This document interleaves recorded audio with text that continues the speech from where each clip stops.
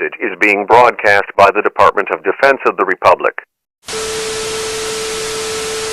Now to a dire warning about climate change. Cars and homes were washed away.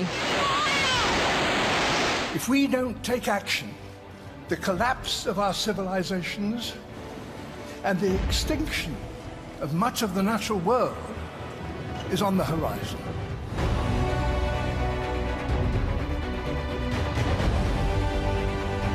Warnings of impending climate disasters. Growing in urgency. Heavenly Father, please help us.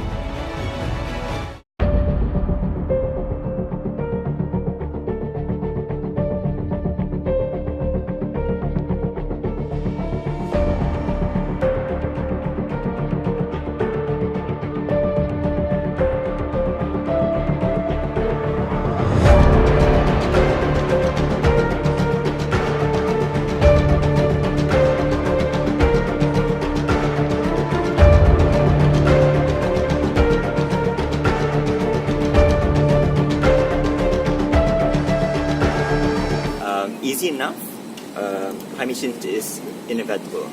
It has been happening for centuries, since the beginning of time, since the beginning of Earth. It's the climate movement and climate cycle, also geographical movement, that also contributes to the climate change. Now, but let's talk about the current context of climate change that people have been talking about.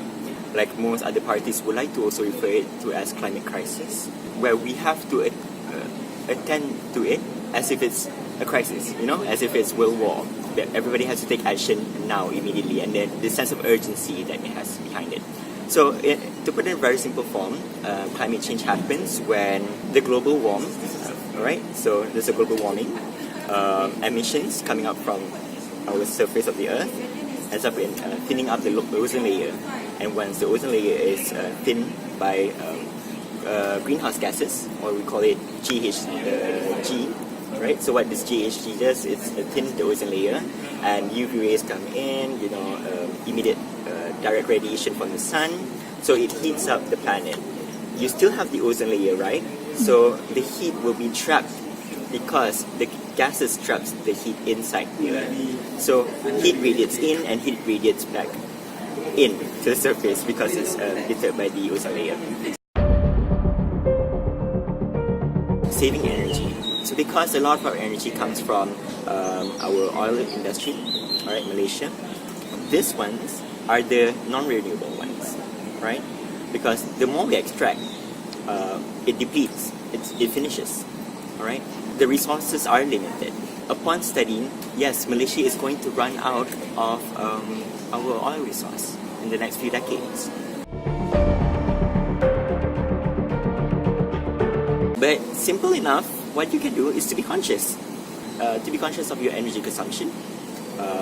This goes to transportation, not only limited to flickering off your light switch every now and then when not in use. You could use them, but be mindful, because most of us do charge our phones at the end of the night, and then in the morning we just switch them, hey, it's a new refresh battery. But you don't know that within that consumption of 8 hours of sleep, how many energies are consumed. Energies are not easy to make. It's very labor intensive. It's also very resource intensive. A part of students, what you can do is that you encourage or you pressure these energy providers to move, to convert into a more renewable way, a more sustainable way of energy production. I believe that not much we can do by just our actions, but also by the words and the power of our voices. I mean, students should know that they are empowered to do those choices. I mean, your choice is to call out to the government, say, hey, we need an alternative energy production.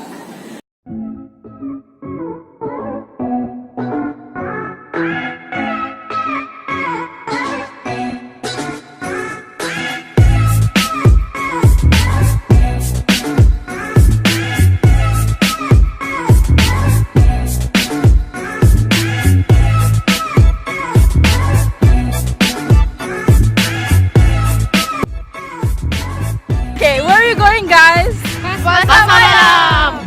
Okay, what for? So basically, we're going to Pasar Malam to join IIUM Eco Club to join their project for for single-use plastic bags, where they're going to give away tote bags to everyone.